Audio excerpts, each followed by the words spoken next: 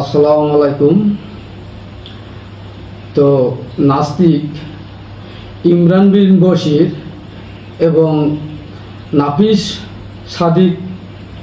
সাতির এই দুই নাস্তিকের আগে ইমরান বিন বশির এর যুক্তি এবং হাদিস বা তর্ক বিতর্কর মতো যে প্রশ্নটা নিয়ে আসছে, প্রশ্নটা সত্যি হলেও একেবারেই যে অযৌক্তিক তা না, আবার যুক্তিক আছে, কিন্তু যুক্তি চেয়ে ওরা বেশি যুক্তি খাটিয়ে যেভাবে আমাদেরকে ছুড়ে দিছেন।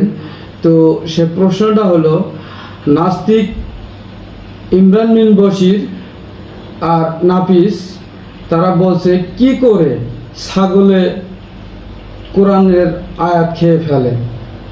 তো এখন কথাটা হলো যে হাদিসটা এসেছিল, হাদিসে আছে যে সুনান ইবনে মাযহাব 1944 নম্বর হাদিসটা আমি একটু পড়ে শোনাই।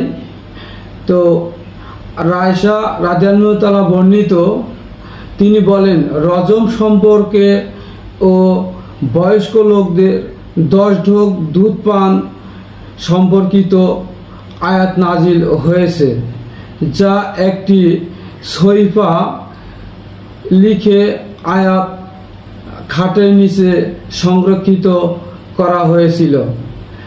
রাসূলুল্লাহ সাল্লাল্লাহু আলাইহি ওয়াসাল্লাম ইন্তেকাল করেন। তার ইন্তেকালে সবাই ব্যতিব্যস্ত হয়ে পড়েছিল। তখন একটি ছাগল এসে খাটের নিচ থেকে আয়াতটি খেয়ে ফেলে। তো এটা ছিল হাদিসের মূল কথা। এখন কথা হলো, প্রথমে বুঝতে হবে যে সহিফা কি। সহিফা হচ্ছে তৎকালীন সময়, সহিফা মানে আপনার খাতা বা দলিল কাগজ ইত্যাদি বোঝায়। তবে তৎকালীন সময় সহিফা হচ্ছে এমন একটা জিনিস যে আপনার কাঠের মধ্যে, পাথরের মধ্যে, পশুর হাড়ের মধ্যে এবং গাছের খোল পাতার মধ্যে হাদিস লিখিয়ে সংরক্ষণ করা হতো। তো হয়তো বা সেই পাতাটা এসে ছাগলে খেয়েছেন, তো এটাই আর কি সহিফা করে খাটের নিচে সংরক্ষণ ছিল। তো পাতার মধ্যে যেহেতু লেখা ছিল, সেহেতু ছাগলে এসে খেয়ে গেছেন। কিন্তু এখানে ছাগলে খাবে কেন, এইটাই নাস্তিকের প্রশ্ন। কারণ এটা তো আল্লাহ সংরক্ষণ করে রাখবেন, কিন্তু ছাগলে কেন খাবে? কিন্তু আল্লাহর কোরআন আল্লাহ হেফাজতে রাখবে, এমন কথা তাদের। তবে একটা কথা না বললে নয়, যে পৃথিবীর মানুষের জন্য মানুষের সমস্যা মানুষই সমাধান করবে, সেটা আল্লাহ সিস্টেমে সমাধান করে দেবে। সেটা কি রকম? প্রথমে যদি বলা যায় যে নূহ নবীর নৌকা সম্পর্কে কোনো গল্প শুনেছেন, যে ওখানে অনেক মুশরিক কাফের মলত্যাগ করছিল। তারপর ওই মুশরিক কাফের দ্বারাই কিন্তু সিস্টেমে পরিষ্কার করে নেওয়া হয়েছে।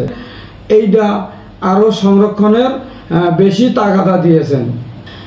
কেননা আপনারা হয়তো জানেন যে আল্লাহ কিন্তু স্বয়ং মানুষের সাথে পৃথিবীতে এসে সাক্ষাৎ করবে না। কারণ আমাদের নবী মুসা সাল্লাল্লাহু আলাইহি সাল্লাম, তিনি আল্লাহর সাথে দেখা করতে চেয়েছিলেন, তবুও তিনি বলেছিলেন যে মুসা, আমাকে যদি দেখতে যাও, একটা পাহাড়ে তুমি তুর পাহাড়ে চলে এসো, সেখানে আমার সাথে দেখা পাবে। কিন্তু আল্লাহর একটি শুধু নূরের পর্দা খুলে দেওয়াতে সমস্ত পাহাড় পুড়ে একেবারেই পাথর হয়ে গেছেন। তো আমি এটাই বলবো যে মানুষের সমস্যা মানুষের সমাধান করবেন। এছাড়াও কোরআন সংরক্ষণের জন্য অনেক আয়াত আছে।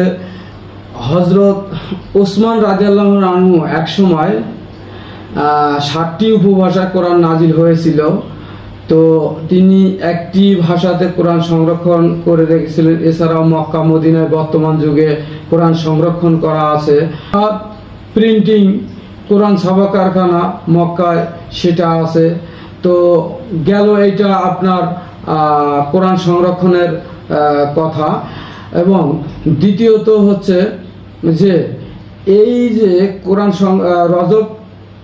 রজম সম্পর্কে এবং 10 ফোঁটা দুধ পান সম্পর্কে যে আয়াতটা আছে নাজিল হয়েছিল, সেটা ছাগলে খাওয়ার পরে ওটা রহিত হয়ে গেছে, মানে বাতিলে হয়ে গেছে। কিন্তু নাস্তিকের প্রশ্ন, সেটা কেন উঠে গেলেও তো একটা মিডিয়া লাগবে বলার, এবং আবার সংযোজন করলেও একটা মিডিয়া লাগবে বা কোনো কিছু একটা ওয়ে লাগবে।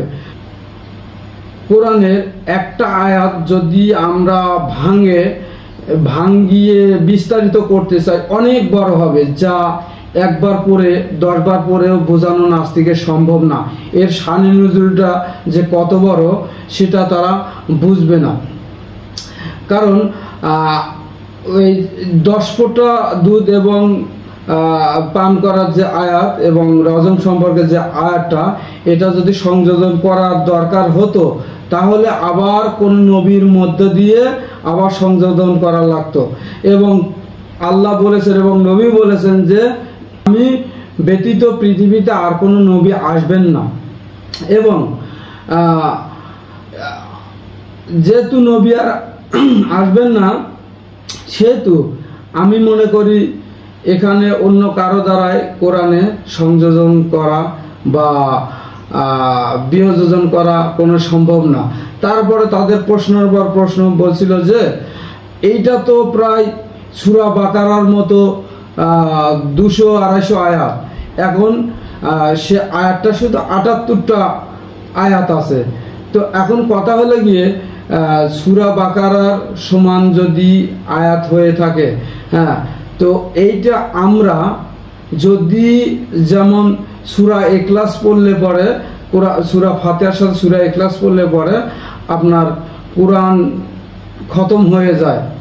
হ্যাঁ, তো আমরা যদি এই কোরআনটা যদি আল্লাহ যদি 250 আয়াতের জায়গায় যদি 50টাও আয়াত দেয়, হ্যাঁ, যদি আমরা তাতে যদি পূর্ণ সওয়াব পাই, তাতে তাদের সমস্যাটা কি? কিন্তু তাদের সমস্যাটা হচ্ছে মাথায়, তারা বোঝে না। হ্যাঁ, কোরআনের আয়াতের শান নজরুল ব্যাখ্যা এটা বুঝতে গেলে এদের অনেক সময় লাগবে। তো আশা করা যায় আপনারা কথাগুলো অবশ্যই বুঝেছেন। তো ইনশাআল্লাহ আপনারা ভালো থাকবেন। আসসালামু আলাইকুম।